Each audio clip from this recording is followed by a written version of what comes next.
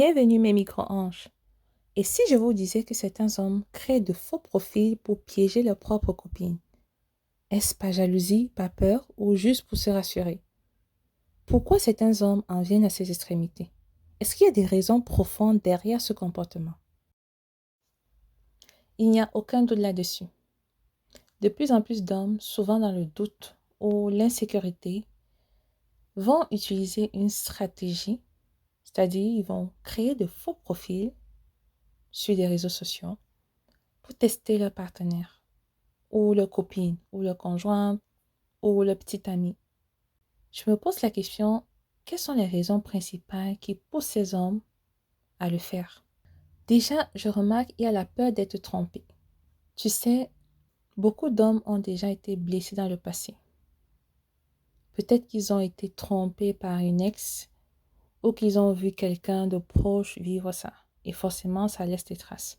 Du coup, même quand ils sont dans une nouvelle relation avec une fille, et qu'il n'y a rien à se reprocher, ils gardent cette peur au fond d'eux. Donc, ce qui se passe, c'est qu'ils finissent par projeter leur passé sur le présent. Ils disent, je me suis déjà fait une fois, je ne veux pas que ça m'arrive une seconde fois. Et là, au lieu de parler à leur copine, ils vont chercher à créer de faux profils. Pour eux, c'est une manière de se rassurer. Mais en réalité, je trouve que c'est un comportement toxique parce que ça repose sur la méfiance, pas sur la confiance. La deuxième raison que j'identifie, c'est le manque de confiance en soi. J'ai remarqué que certains hommes se disent intérieurement, je ne suis pas assez beau, je ne gagne pas assez d'argent, je ne mérite peut-être pas cette fille. Et cette insécurité-là grandit petit à petit. Alors pour se rassurer, qu'est-ce qu'ils vont faire? Ils vont juste tester. Ils veulent voir si leur copine va tomber dans le panneau quand un mec plus attirant ou plus charismatique pourrait lui parler.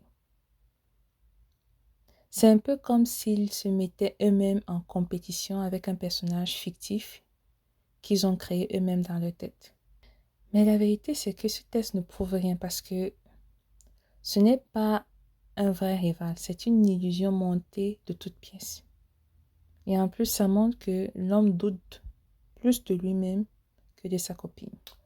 La troisième raison que j'identifie, il y a vraiment l'influence des réseaux sociaux.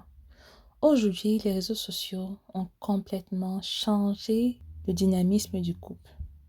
Avant, on pouvait être en couple et vivre tranquille. Maintenant, ta copine peut recevoir des messages des mecs qu'elle ne connaît pas, liker des photos, commenter des stories. Et certains hommes deviennent complètement parano. Ils se mettent à scruter chaque interaction et parfois ils se disent, tiens, je vais moi-même la tester. Je vais lui écrire avec un faux compte pour voir comment elle peut réagir. Mais ce qu'ils ne comprennent pas, c'est que les réseaux sociaux ne créent pas forcément l'infidélité.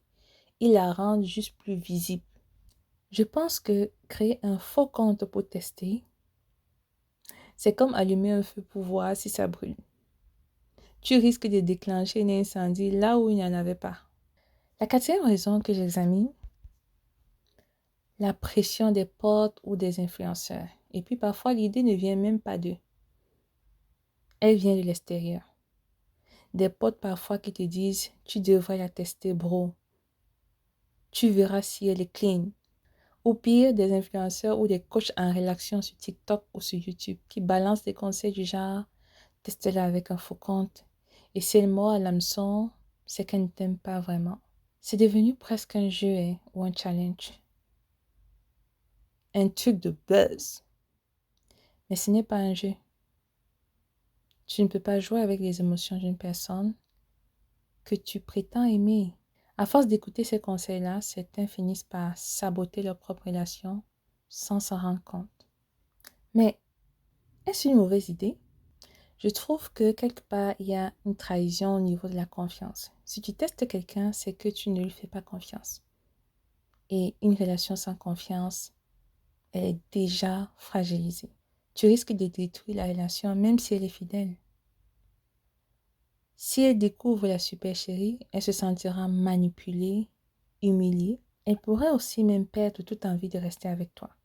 Je pense que lorsque tu crées un faux compte pour tester la fidélité de ton partenaire, c'est un signe de ton propre mal-être. Si tu ressens le besoin de tester, c'est que tu dois travailler sur toi-même, pas sur elle. Au contraire, moi ce que je propose, c'est communiquer clairement les doutes au lieu de chercher à piéger.